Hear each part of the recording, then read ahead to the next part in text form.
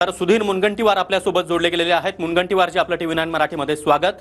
समस्त मराठी जनांसाठी हा अत्यंत मोठा आणि महत्त्वाचा निर्णय केंद्र सरकारने घेतलाय। मराठी भाषेला अभिजात भाषेचा दर्जा दिलेला आहे। आपली पहिली प्रतिक्रिया।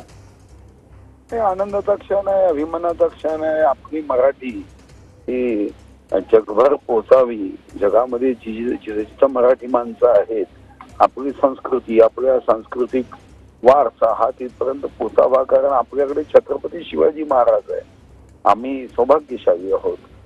खरं तर ही मागणी अनेक वर्षापासून आहे, गेली 30-35 वर्ष ही मागणी आहे। स्वतः शरद पवार साहेब अनेक वर्ष केंद्रात मंत्री होते, तेव्हापासूनची ही मागणी आहे। आज ती पूर्ण होत आहे आणि महाराष्ट्रासाठी हा आनंदाचा क्षण आहे। नक्कीच मुनगंटीवारजी, आपण देखील म्हणजे गेली 10 वर्षापासून 2014 पासून भाजप सरकारने, महायुती सरकारने हे प्रयत्न लावून धरलेले होते।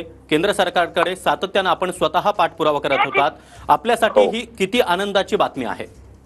ही आनंदाची यासाठीच आहे की आपल्याला माहिती आहे, हे छत्रपती शिवाजी महाराजांच्या राज्याभिषेकाचा 350वा सोहळा आता आपण मागच्या 6 जूनला आपण पूर्ण केला। आणि मराठी भाषेच्या संदर्भामध्ये हे सरकारने अभिजात दर्जा दिल्यानंतर हा आपल्या मराठी भाषेसाठी अभिमान आणि आनंद आहे। नक्कीच मुनगंटीवारची, अजून एक महत्त्वाचा प्रश्न आहे।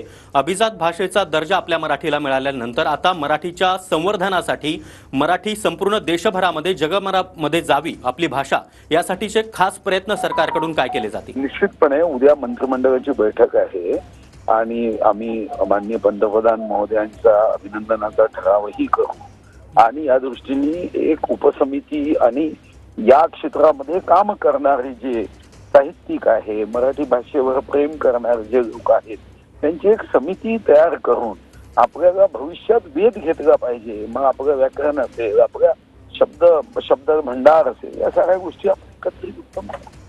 नक्कीच मुनगंटीवारजी, तर TV9 मराठी सोबत तुम्ही संवाद साधलात त्याबद्दल धन्यवाद। तर अत्यंत